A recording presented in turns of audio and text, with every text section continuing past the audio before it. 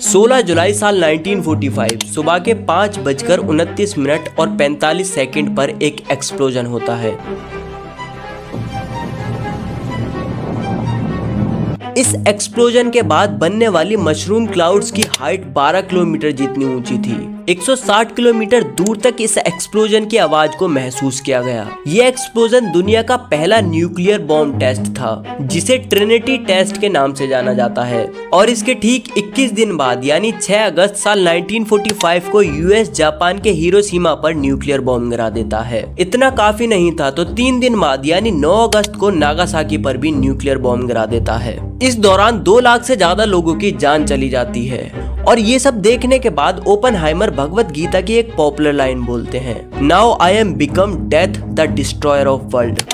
Now I am become death, the destroyer of worlds. Oppenheimer का जन्म 22 अप्रैल 1904 में New York city में हुआ। इन्हें बचपन से ही डाइवर्स सब्जेक्ट जैसे फिजिक्स और केमिस्ट्री में काफी इंटरेस्ट था। साल 1922 में ओपनहाइमर हार्वर्ड यूनिवर्सिटी में एडमिशन ले लेते हैं। यहाँ उन्होंने आमतौर पर 4 साल में होने वाली डिग्री को सिर्फ 3 साल में कंप्लीट कर लिया। अब उनका इंटरेस्ट थ्योरेटिकल फिजिक्स की तरफ बढ़ने लगा, इसलिए साल 1925 में वो यूनिवर्सिटी ऑफ कैम्ब्रिज में एडमिशन ले लेते हैं, जहां उन्हें एक्सपेरिमेंटल फिजिक्स पर काम करने के लिए कहा जाता है। पर जैसा कि मैंने आपको बताया कि ओपनहाइमर को थ्योरेटिकल फिजिक्स में ज्यादा इंटरेस्ट था, तो उन्हें यहाँ काम करना अच्छा नहीं लगा। साल 1926 में ये जर्मनी चले जाते हैं अपनी आगे की पढ़ाई करने के लिए। और यहाँ जाते ही ओपनहाइमर ने मैक्स बॉर्न के अंडर 1 साल रिसर्च करी। मैक्स बॉर्न एक जर्मन फिजिसिस्ट थे और वो क्वांटम मैकेनिक्स के जन्मदाता माने जाते हैं। अपनी पढ़ाई कंप्लीट करने के बाद साल 1929 में ओपनहाइमर दोबारा यूएस लौट आते हैं और यहाँ कैलिफोर्निया इंस्टीट्यूट ऑफ टेक्नोलॉजी में एज अ प्रोफेसर पढ़ाने लगते हैं। 2 अगस्त साल 1939 में एल्बर्ट आइंस्टाइन और लियो सिजलार्ड यूएस प्रेसिडेंट फ्रैंकलिन रूजवेल्ट को एक लेटर लिखते हैं।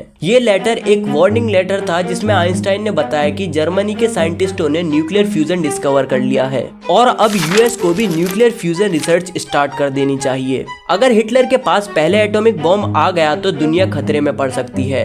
रूजवेल्ट ने लेटर पढ़ने के बाद यूएस में न्यूक्लियर रिसर्च प्रोग्राम स्टार्ट कर दिया। साल 1942 में मैनहट्टन प्रोजेक्ट शुरू किया गया और इस प्रोजेक्ट का लीडर ओपनहाइमर को बनाया गया। हालांकि आइंस्टाइन को इस प्रोजेक्ट में शामिल नहीं किया गया। एफबीआई और यूएस आर्मी इंटेलिजेंस ने उनकी पास्ट एसोसिएशन को लेकर उन पर भरोसा नहीं किया। आइंस्टाइन जर्मनी में पैदा हुए थे और वर्ल्ड वॉर 2 के दौरान वो यूएस में शिफ्ट हो गए। आइंस्टाइन पर यूएस आर्मी इंटेलिजेंस को शक था कि वो इस सीक्रेट प्रोजेक्ट की इंफॉर्मेशन जर्मनी को दे सकते हैं। मैनहट्टन प्रोजेक्ट के लिए न्यू मैक्सिको में लॉस एलोमस को चुना गया, क्योंकि ये एरिया बहुत आइसोलेटेड था, जो सिक्योरिटी पर्पस के लिए बिल्कुल परफेक्ट प्लेस था। ये एरिया आसपास के पहाड़ों से घिरा हुआ था, जो इसे नेचुरल प्रोटेक्शन देते थे। इसके अलावा यहाँ का क्लाइमेट ड्राई और स्टेबल था, जो कि साइंटिफिक एक्सपेरिमेंट के लिए सूटेबल था। मैनहट्टन प्रोजेक्ट में यूरेनियम से न्यूक्लियर बॉम्ब डेवलप करने के लिए रिसर्च चालू कर दी जाती है। अर्थ पर नेचुरली यूरेनियम का आइसोटोप 238 पाया जाता है, पर यह आइसोटोप डायरेक्टली फ्यूजनेबल नहीं था। यूरेनियम 238 आइसोटोप में 7% की मात्रा में यूरेनियम 235 आइसोटोप पाया जाता है। Isotope 235 nuclear fusion chain reaction के लिए परफेक्ट था। यूरेनियम 238 को डायरेक्टली यूरेनियम 235 में कन्वर्ट नहीं किया जा सकता था, क्योंकि दोनों एक ही एलिमेंट के अलग अलग आइसोटोप हैं और किसी भी केमिकल रिएक्शन से एक ही एलिमेंट के 2 आइसोटोप को अलग नहीं किया जा सकता है। 3 साल लगातार रिसर्च करने के बाद गैसियस डिफ्यूजन मेथड डिस्कवर किया गया। आइसोटोप 235 हल्का होता है 238 के कंपैरिजन में, जिस वजह से तेजी से डिफ्यूज होने लगता है। ये प्रोसेस बार बार रिपीट करने पर एलिमेंट 235 मिलता है। फाइनली इतनी मेहनत और रिसर्च करने के बाद अब वो दिन आ गया था, जिसका इंतजार ओपनहाइमर पिछले 3 साल से कर रहे थे। A very human way. Everything Chris Nolan has heart in your mouth thriller. America's industrial might and scientific innovation connected here.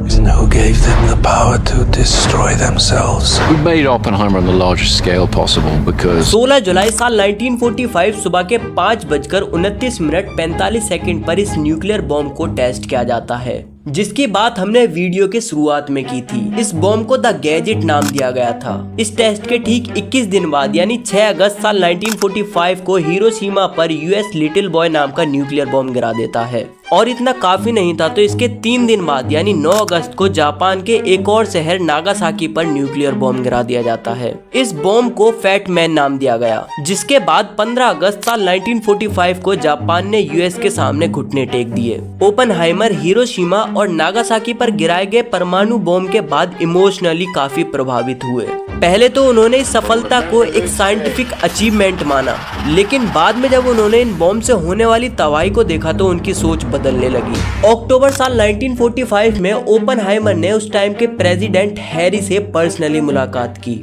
उन्होंने अपनी गिल्ट एक्सप्रेस करते हुए कुछ ये वर्ड्स कहे, mister president, I feel I have blood on my hands. US president उनके विचारों से बहुत ज्यादा नाराज हुए और उन्होंने ओपेनहाइमर के लिए क्राई बेबी साइंटिस्ट जैसे शब्द इस्तेमाल किए। ओपेनहाइमर बाद में मैनहट्टन प्रोजेक्ट के एटॉमिक एनर्जी कमीशन के लिए एडवाइजर बने और उन्होंने न्यूक्लियर हथियारों को रोकने के लिए काफी कोशिश की। साल 1949 में फिर से यूएस गवर्नमेंट एक बार ओपेनहाइमर से हाइड्रोजन बॉम्ब डेवलप करने के लिए कहते हैं, पर इस बार ओपेनहाइमर ने साफ मना कर दिया। कोल्ड वॉर के दौरान उनकी पॉलिसीज और न्यूक्लियर हथियारों के विरोध को एंटी अमेरिकन एक्टिविटीज माना गया। यहाँ तक कि उनको यूएसएसआर का सीक्रेट एजेंट भी माना गया, क्योंकि उनकी वाइफ और खुद का भाई कम्युनिस्ट पार्टी से जुड़े हुए थे। पर यूएस इंटेलिजेंस आर्मी को ओपेनहाइमर के खिलाफ कोई सॉलिड प्रूफ नहीं मिला। बाद में यूएस गवर्नमेंट ने उनको इंडिको फर्मी अवार्ड से सम्मानित किया, जो कि इस बात को दर्शाता है कि उनके साथ किया गया ट्रीटमेंट अनफेयर था। ओपेनहाइमर एक हैवी चेन स्मोकर थे, जिससे उन्हें थ्रोट कैंसर डायग्नोस हो गया। इस कैंसर की वजह से बाद में उन्हें खाने पीने और बोलने में दिक्कत होने लगी और 18 फरवरी साल 1967 को इनकी डेथ हो जाती है।